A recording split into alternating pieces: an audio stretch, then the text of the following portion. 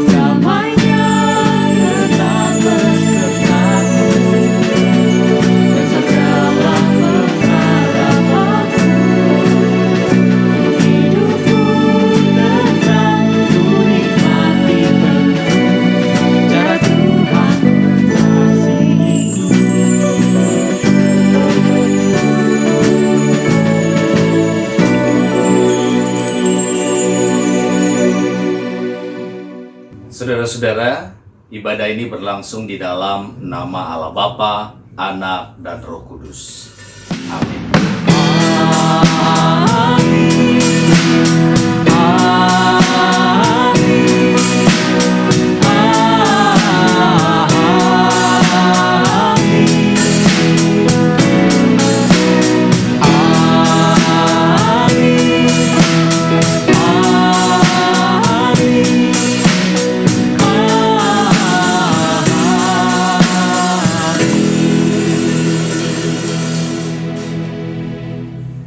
Tuhan beserta saudara. Jemaat yang dikasihi Tuhan, memancarkan terang adalah kehendak Allah atas kehidupan kita. Terang itu harus menjadi nyata, bahkan ketika lingkungan sekitar kita justru lebih menyukai perbuatan-perbuatan kegelapan. Memang memancarkan terang tidak selalu membuat kita disukai oleh semua orang. Meski demikian, jika kita tetap teguh dan setia menyatakannya, terang itu pada akhirnya akan mampu menyinari hati dan pikiran banyak orang. Lihatlah hidup kita. Sudahkah perbuatan itu terpancar semakin nyata dari hari ke hari? Apakah orang lain mampu melihat pancaran terang dalam kehidupan kita? Jika belum, maka bangkitlah dan biarkan cahaya Kristus menyala dalam hidup kita. Pancarkan terang Kristus itu kepada orang-orang di sekitar kita, sehingga mereka pun merasakan sukacita dalam kehidupannya. Mari mengimaninya dengan bernyanyi dari KJ 424 dengan judul Yesus Menginginkan Damai.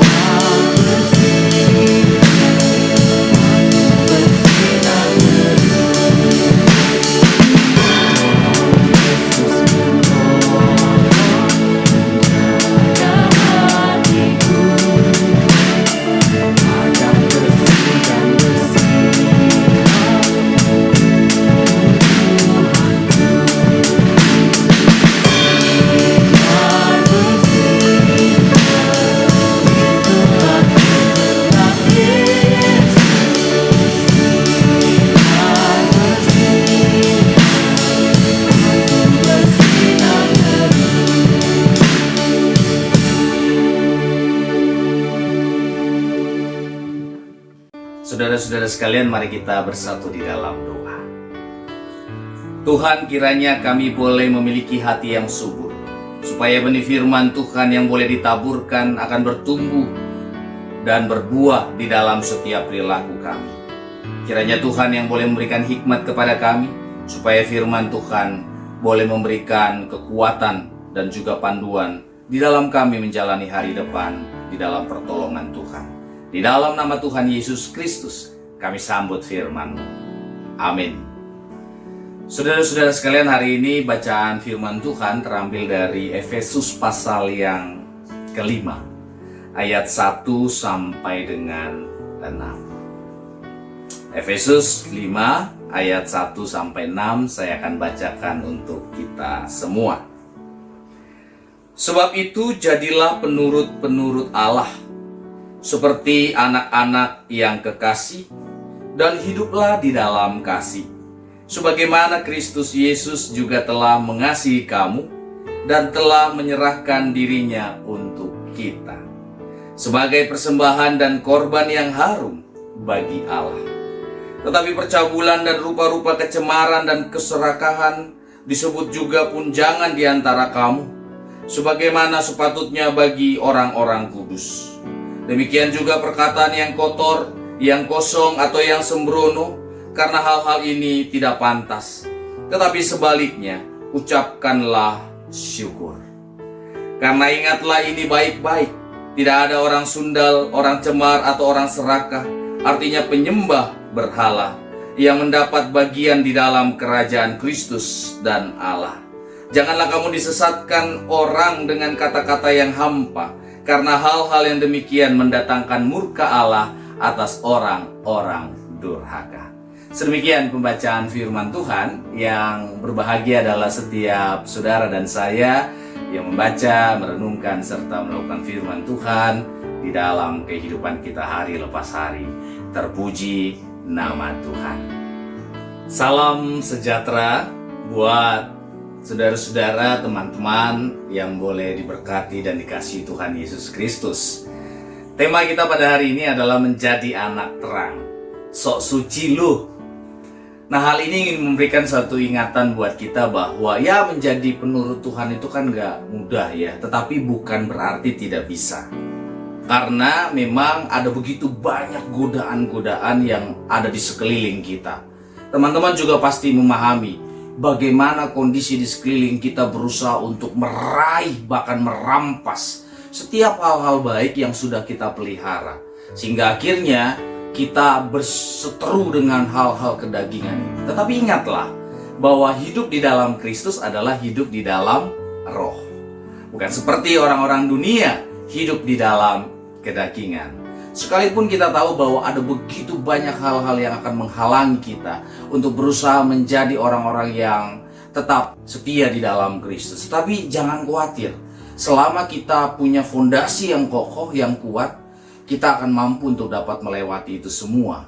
Nah, teman-teman sekalian yang terkasih di dalam Tuhan, Pak Pendeta ingat cerita tentang 3 orang pangeran yang datang ke sebuah sayembara yang diadakan oleh seorang raja. Nah, raja ini mengatakan bahwa sayembara itu diperuntukkan bagi yang merasakan mampu untuk dapat melewati tantangan. Tantangan itu apa? Tantangan itu nanti pada hari hanya. Dan pemenangnya itu akan menjadi pendamping bagi putri raja. Nah, datanglah 3 pangeran ini menghadap raja. Kemudian pangeran yang pertama menghadap raja, kemudian raja itu katakan, "Cobalah hai pangeran, kalau sesuai dengan kemampuanmu, kamu bisa menembus tembok itu." Jadi ditunjukkan tembok. Sang pangeran itu melihat tembok itu dan mengatakan, "Paduka yang mulia, hamba merasa terbatas. Hamba tidak mampu, Paduka." Kemudian dia mundur. Pangeran yang kedua menghadap raja, "Pangeran, apakah engkau mampu untuk menembus tembok itu?" Kemudian pangeran yang kedua mengatakan, "Paduka yang mulia, hamba tahu bisa melakukan banyak hal, tetapi untuk hal ini hamba tidak mampu." Kemudian pangeran yang kedua mundur. Kemudian sang paduka raja memandang pangeran yang ketiga. Pangeran, bagaimana dengan kau? Kemudian pangeran yang ketiga ini mengatakan, Paduka yang mulia, hamba akan berusaha semampu hamba. Kemudian dia mendekati tembok itu, dan kemudian semakin perlahan dia menembus tembok itu. Teman-teman sekalian, ternyata tembok itu hanyalah sebuah kertas yang memang agak tebal, yang sudah didesain oleh raja dan ajudan-ajudannya menyerupai tembok yang asli. Apa yang Pak Pendeta mau bagikan untuk kita semua? Di dalam perjalanan kehidupan kita, kita ditantang dengan berbagai hal. Kita ditantang dengan segala yang membuat diri kita untuk menunjukkan kekuatan kita. Tetapi di dalam kehidupan ini, kadangkala kita terlalu mudah untuk menyerah. Kita terlalu gampang untuk dapat takluk kepada masalah. Tapi ingat teman-teman, bahwa jangan sampai masalah menguasai diri kita. Setiap kita kan punya masalah. Kamu punya masalah di rumah, kamu punya masalah di sekolah kamu, pendidikan kamu punya masalah dengan pergaulan kamu, relasi kamu. Ya, bayangan saja anak-anak remaja, anak-anak muda ketika dia patah hati, ya cukup lama dia akan berdiam diri, mengurung diri. Bahkan dia menjauh dari pergaulannya, tongkrongannya misalnya seperti itu ya. Tetapi dalam masalah-masalah lain juga hampir serupa. Kita sering kali ditaklukkan, bahkan dikuasai, dikendalikan oleh masalah itu. Tapi hari ini kita mau belajar. Anak-anak di dalam Tuhan, ya pasti punya masalah. Tetapi bagi kita, diri kita lah yang harus menguasai masalah itu. Kita harus mengendalikan diri terhadap masalah itu, supaya masalah itu tidak menjatuhkan kita, bahkan menggiring kita kepada hal-hal yang bernilai dosa. Nah, teman-teman sekalian, kalau kita sadar bahwa di luar sana, bahkan mungkin orang-orang terdekat kita, ada begitu banyak yang seringkali mempengaruhi kita. Udahlah, kamu kok kayak begitu, sok suci banget sih kamu, coba aja dulu ini. Ayolah kamu keluar dululah, nggak usah ibadah, udahlah kita cabut aja dan sebagainya. Mungkin dulu waktu di sekolah juga gitu kali ya. Waktu kita masih kumpul di sekolah tiap pagi, mungkin bosan dengan pelajaran ini, kita pura-pura ke toilet, kita pura-pura dengan alasan dan berbagai macam. Kemudian di awal-awal mungkin kita merasa takut, jangan saya tidak mau. Teman kemudian mengatakan, sok suci lu, katanya begitu. Tapi teman-teman sekalian, sadarlah bahwa kita adalah orang-orang yang telah diselamatkan. Orang-orang yang telah dikuduskan. Dan itu menjadi penting. Kalau kita dikatakan dikuduskan, tahu bersikap terhadap godaan-godaan dunia. Nah itulah makanya setiap kita diingatkan tadi di dalam bagian bacaan kita, bahwa kita adalah penurut-penurut Allah. Namanya penurut itu seperti apa? Bayangkan saja begini. Kalau kamu punya teman, sahabat nih ya, dia curhat sama kamu, dia cerita tentang masalahnya. Kemudian sebagai seorang sahabat, kamu pasti akan kasih nasihat, betul kan? Kamu pasti akan kasih nasihat. Kamu tuh jangan begini, kamu tuh jangan begini, dan seterusnya ya. Kemudian sahabat kamu ini tetap keras kepala. Dia tidak menuruti apa yang kamu katakan. Pertanyaannya, kesel nggak? Masih mau kasih nasihat nggak? Atau menunggu dulu itu teman jatuh dulu gitu ya, untuk setiap akibat dari perbuatannya. Nanti kalau udah jatuh baru kita bilang, kan udah saya bilang dulu kan, saya udah ajarin kamu kan. Teman-teman, menuruti itu bukan hal yang mudah memang. Tetapi marilah kita memakai hikmat Tuhan. Ketika kita tahu, kita sadar bahwa tidak ada jalan kekekalan selain petunjuk lewat firman Tuhan. Karena lewat firman Tuhan inilah kita mampu untuk dapat diajar, dituntun, sekalipun memang dibatasi. Ya, sekalipun memang dibatasi.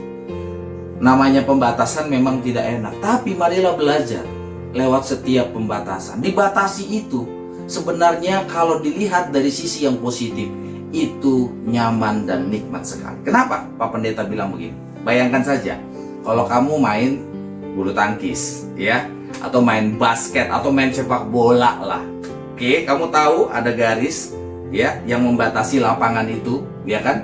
Ujung semuanya menjadi satu begitu ya, berkesinambungan. Nah, kemudian orang-orang yang di dalamnya itu kan permainannya kan ada satu bola yang terus dilanjutkan dari kaki ke kaki dan seterusnya.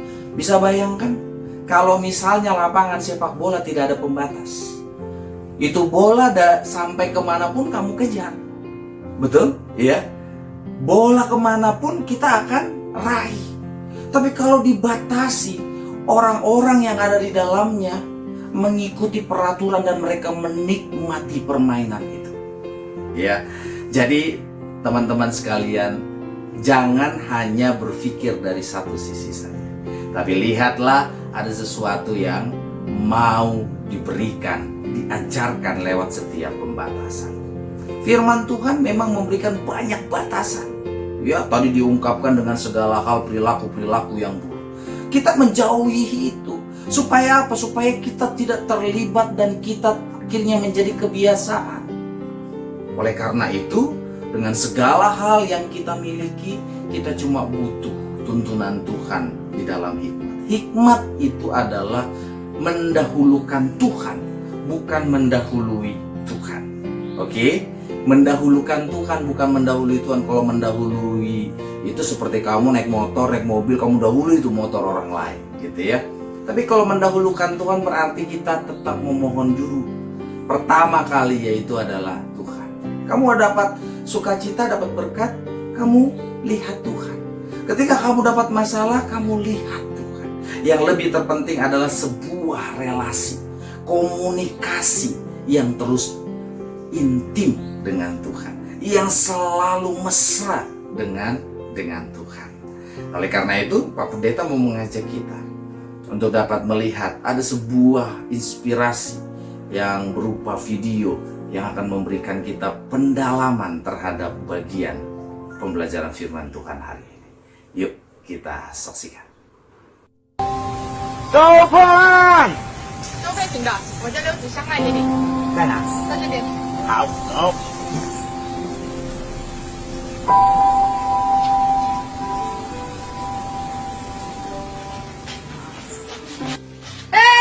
你等一下，你脏兮兮的，不要进来，不要等一下把我家弄脏了。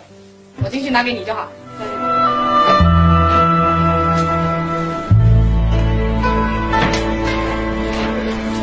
都在这里了，清一下吧。哦，我那把书在车上，我去拿啊。你等一下啊。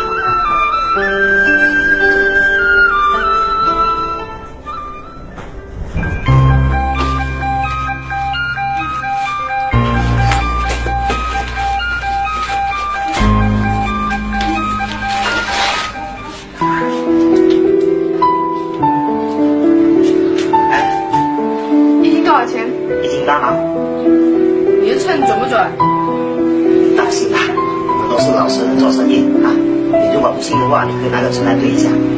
啊，好好好，赶紧称，赶紧称。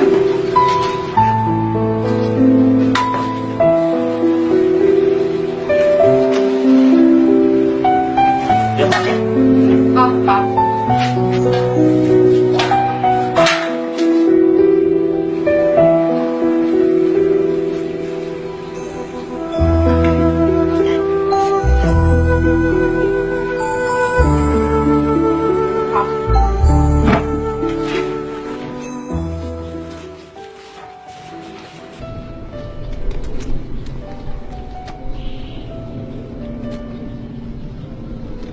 喂，阿东啊。哦，借钱啊？好好好，我等下拿给你。对了，你千万不能让我老婆知道啊。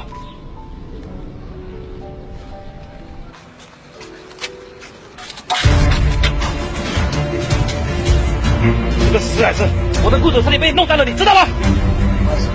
不好意思，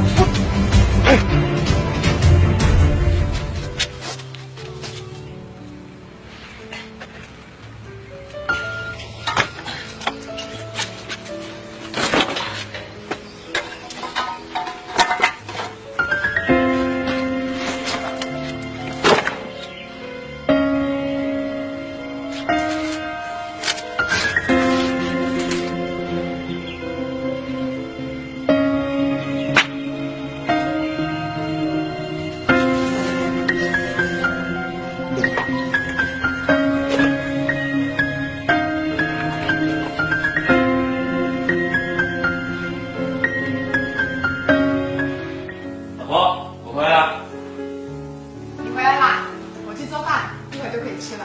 好。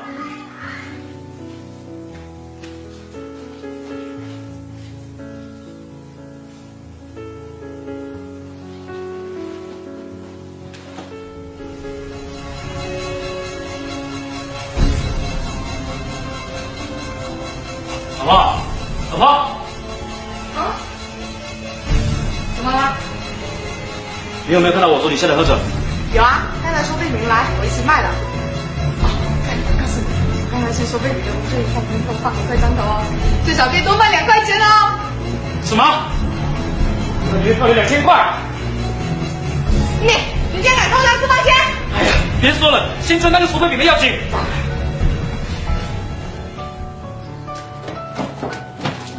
就是他，就是他。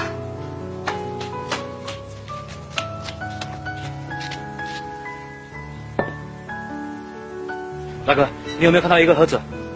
有，里面还有2000块。你数一下，我一分也没有动。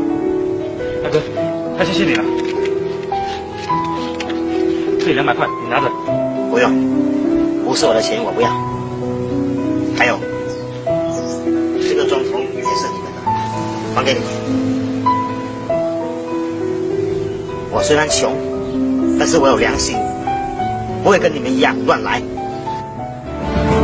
Nah, teman-teman sekalian, kita bisa melihat ya, bahwa bukan berarti orang itu tidak bisa melakukan hal buruk, ya kan? Tapi dia justru tetap menjaga dirinya untuk dapat memiliki perilaku yang baik. Kita orang-orang Kristen diajar bahwa tetaplah lakukan kebaikan, sekalipun bukan kebaikan yang kamu terima, tapi tetap kerjakan kebaikan. Itulah cara anak-anak Tuhan. Supaya kita walaupun mungkin diejek, kita pun mungkin dikata-katai begitu ya, sok suci, tetaplah rendah hati. Tetaplah berikan senyumanmu ketika ada orang yang mencoba untuk menghasut bahkan mengejek kamu dengan cara demikian. Karena kamu tetap berjalan di dalam kebenaran Tuhan. Jangan takut. Tuhan tetap memegang langkah dan tanganmu.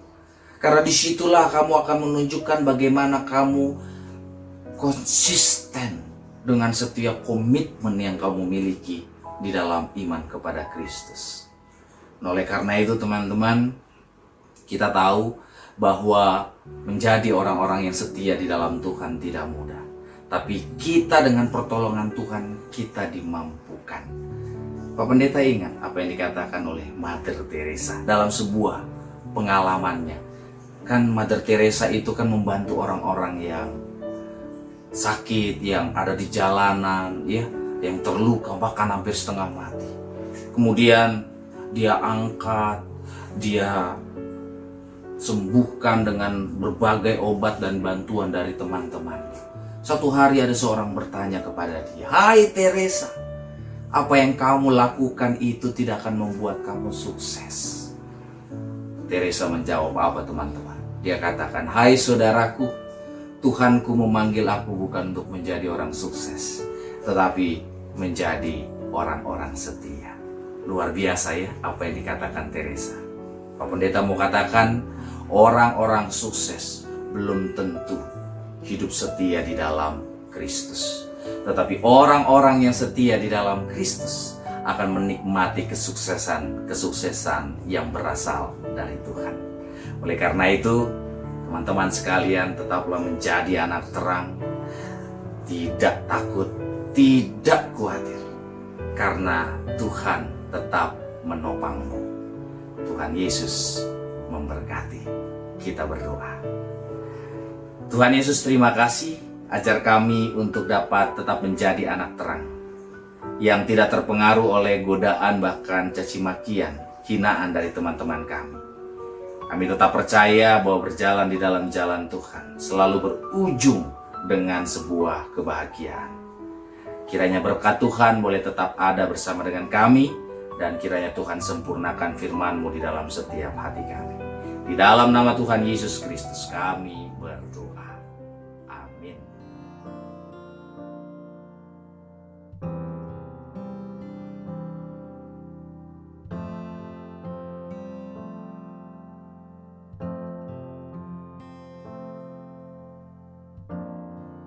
Mari saudara-saudara sekalian kita menaikkan doa syafaat kita. Kita berdoa. Tuhan, terima kasih untuk kesempatan di mana kami boleh menaikkan ibadah kami Bapa pada hari ini. Di dalam segala keterbatasan, kami tetap percaya kerinduan setiap hati anak-anak Tuhan boleh tetap ada dan fokus kepada Kristus, Sang Pemilik kehidupan kami. Berkati setiap anak-anak-Mu ya Bapa di dalam proses belajar. Kiranya dalam segala keterbatasan dan melalui media online ini, mereka juga mampu untuk dapat memiliki semangat belajar yang baik. Dan juga untuk dapat menyatakan sesuatu yang positif dan juga memberikan pengaruh yang baik kepada teman-temannya yang lain. Kami juga berdoa untuk Papa Mama sebagai orang tua kami, di mana mereka yang bekerja, di mana mereka dalam keseharian yang juga boleh mendidik dan menasihati kami, menjadi teladan hidup buat kami di keluarga. Berkati kesehatan mereka Bapa, supaya orang tua kami boleh tetap dalam kondisi yang baik di dalam mereka beraktivitas. Kami juga berdoa untuk sekolah kami, baik kepala sekolah, wakil kepala sekolah, Bapak Ibu guru dan juga karyawan. Berkati Tuhan di dalam setiap pergumulan kehidupan mereka sehari-hari.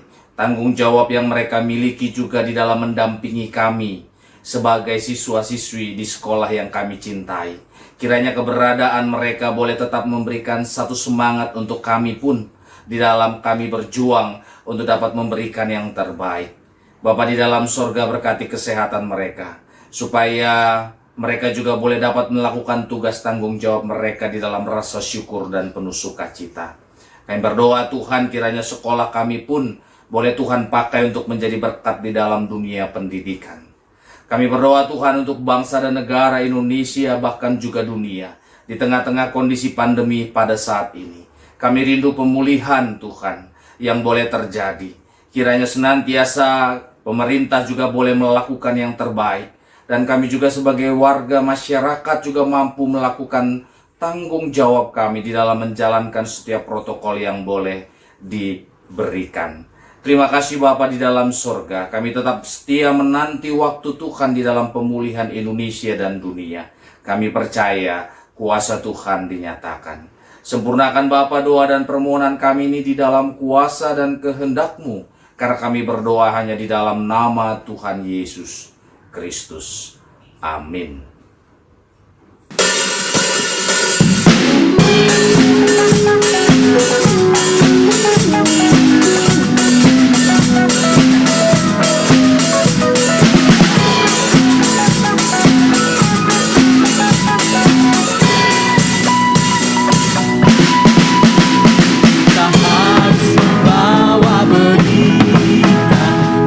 Dunia dalam gelap.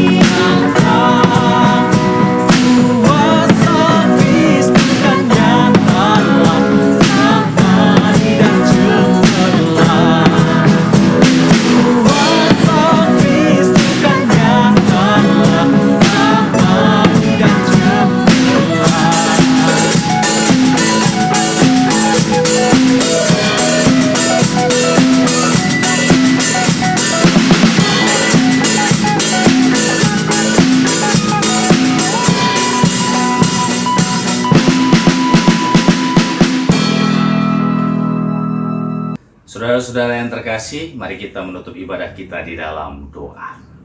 Tuhan, ibadah kami boleh selesai di dalam kasih dan kuasa Tuhan. Kiranya segala hal yang kami boleh naikkan lewat pujian dan firman Tuhan yang boleh kami dengarkan, biarlah semuanya itu kami kembalikan untuk kemuliaan nama Tuhan, dan kiranya Tuhan yang menyempurnakan di dalam kasih dan kuasa-Mu. Oleh karena itu, saudara-saudara, terimalah berkat dari Tuhan.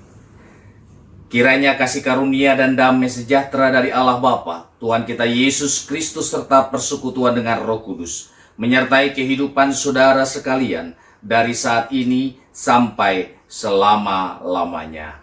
Amin.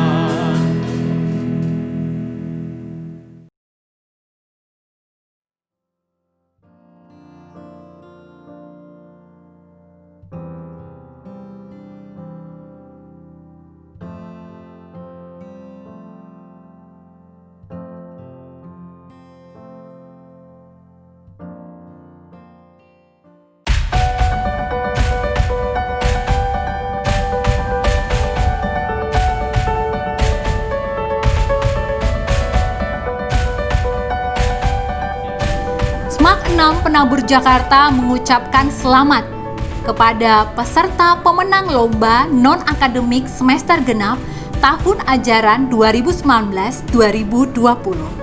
Yang pertama, selamat kepada tim futsal putri SMAK 6 Penabur Jakarta yang telah merebut juara pertama untuk kategori lomba futsal putri yang diselenggarakan oleh Springfield School. Yang kedua, selamat kepada tim basket putra yang telah meraih juara ketiga dalam kategori lomba basket putra yang diselenggarakan oleh Sispik. Yang ketiga, selamat kepada tim floorball putri SMAK 6 Penabur Jakarta yang meraih juara keempat dalam kategori lomba floorball putri dalam jenjang SLTAK Penabur Jakarta. SMAK 6 Penabur Jakarta mengucapkan selamat kepada peserta Best Karakter semester genap tahun ajaran 2019-2020. Selamat kepada anak kami. 1. Adeline Putri Kurniawan, kelas 10 IPS 1, di bawah bimbingan Ibu Yulia Dewi Kristianti. Yang kedua, Gabriela Jenis Wibinata, kelas 10 IPS 2, di bawah bimbingan Bapak Richard Losando. Yang ketiga, selamat kepada anak kami atas nama Nancy Linardo, kelas 11 MIPA 1, di bawah bimbingan Ibu Timesta Manado. Yang keempat, Mariska Agustin Wiguna, kelas 11 MIPA 1, di bawah bimbingan Ibu Timesta Manado. Yang kelima, selamat kepada Glenn William, kelas 11 MIPA 3, di bawah bimbingan Ibu Dian Adventa. Sekali lagi SMAK 6 mengucapkan selamat kepada peserta Best Karakter terpilih tahun ini. Teruslah berkarya, teruslah menjadi terang, teruslah memiliki karakter-karakter yang baik seturut dengan kehendak Tuhan. Teruslah berprestasi dengan talenta yang Tuhan telah berikan. Kiranya pencapaian ini menjadi inspirasi bagi seluruh warga SMAK 6, terkhususnya siswa-siswi SMAK 6 Penabur Jakarta. Selamat berkarya, Tuhan Yesus memberkati. Selamat siang siswa-siswi terkasih, bertemu kembali dengan Pak Adi dan izinkan saya menyampaikan beberapa hal. Yang pertama mengenai Best Akademik semester genap tahun ajaran 2019-2020. Best Akademik merupakan sebuah penghargaan yang diberikan oleh sekolah kepada siswa-siswi peraih nilai tertinggi dengan total nilai pengetahuan dan keterampilan diperoleh oleh satu orang siswa atau siswi pada setiap program studi di setiap jenjangnya. Saya akan bacakan mulai dari kelas 10 IPA sampai dengan kelas 12 IPS. Base Akademik kelas 10 IPA diperoleh oleh Caitlin Annabelle Julie dengan total nilai 2.781 dari kelas 10 IPA 1. Base Akademik kelas 10 IPS diperoleh oleh Gabriela Janice Bibinata dengan total nilai 2.746 kelas 10 IPS 2. Base Akademik dari kelas 11 IPA diraih oleh Beatrice Abdi Negara dengan total nilai 2.625 dari kelas 11 IPA 1. Base Akademik dari kelas 11 IPS diperoleh oleh Yohana Anastasia dengan total nilai 2.579 kelas 11 IPS 3. Base Akademik dari kelas 12 IPA diperoleh oleh Jason Nicholas dengan total nilai 2.600 dari kelas 12 IPA 3. Base Akademik dari kelas 12 IPS diperoleh oleh Angela Elviani dengan total nilai 2.608 dari kelas 12 IPS 1. Selamat kepada para siswa-siswi Pride Base Akademik, teruslah meningkatkan kemampuan diri kalian dan menjadi inspirasi bagi teman-teman di sekitar Anda semua. Pengumuman selanjutnya, saya akan membacakan teman-teman kalian atau siswa-siswi Semak Enam Penabur Jakarta yang mengikuti lomba akademik pada semester genap tahun ajaran 2019-2020. Pada tanggal 16 Februari 2020, perwakilan dari sekolah kita yakni Jocelyn Analicia dari kelas 11 IPA 3, Gabriela Aquilin dari kelas 11 IPA 1, dan Mervin Yuan dari kelas 11 IPA 3 mengikuti lomba kimia Change a Bright di Universitas Pelita Harapan Karawaci Tangerang dan meraih juara 4. Selamat kepada tim dan Ibu Suyanti selaku guru pembimbing dalam lomba ini. Pengumuman selanjutnya, saya akan membacakan siswa-siswi Semak Enam Penabur Jakarta yang terpilih dalam kompetisi sains tingkat nasional seleksi tingkat kota Jakarta Utara dan saat ini sedang menjalani persiapan untuk seleksi tingkat provinsi.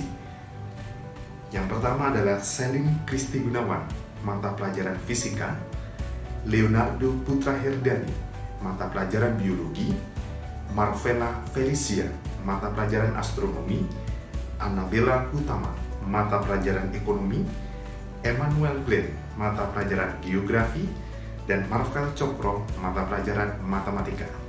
Selamat kepada para siswa-siswi yang terpilih dalam kompetisi sains nasional tingkat kota Jakarta Utara dan saat ini sedang berjuang untuk mengikuti kompetisi sains nasional tingkat provinsi DKI Jakarta. Mari kita dukung dan kita doakan teman-teman kita sekalian ini agar mereka dapat memberikan yang terbaik hingga mencapai seleksi pada tingkat nasional. Selamat juga kepada Bapak Ibu Guru Pembimbing, Bapak Joko selaku guru pembimbing dari mata pelajaran fisika, Ibu Berlian Tiodina mata pelajaran biologi, Ibu Christine Natalia mata pelajaran astronomi, Bapak Niko dan Ibu Ika di mata pelajaran ekonomi, Ibu Dewi Yohana dan Ibu Natalia di pelajaran geografi, serta Bapak Beni Syahla di mata pelajaran matematika. Demikian pengumuman yang saya sampaikan. Terima kasih, selamat siang, dan Tuhan memberkati.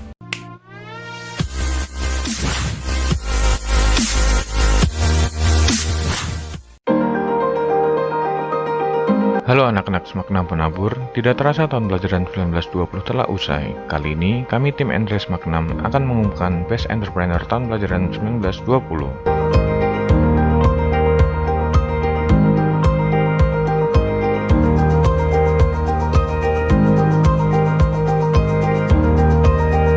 Kelas 10 Brigita Kesya Santoso, 10 MIPA 2 dengan nilai 3,28. Niken Hartawi, 10 IPS 3 dengan nilai 3,47.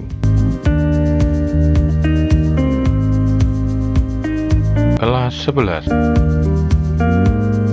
Beatrice Abdi Negara, 11 MIPA 1 dengan nilai 3,78. Yohana Anastasia, 11 IPS 3 dengan nilai 3,81.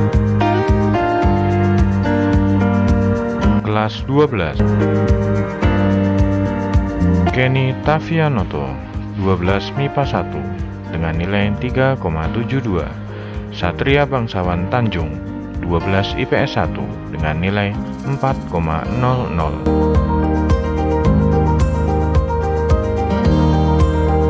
Selamat kepada para pemenang Best Entrepreneur tahun pelajaran 1920.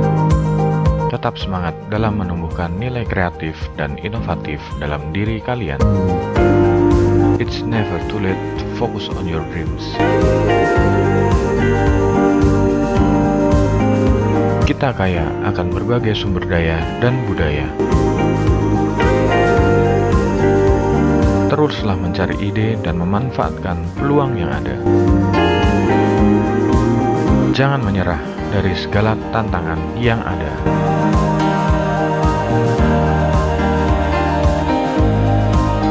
Untuk kita, bangsa, dan negara.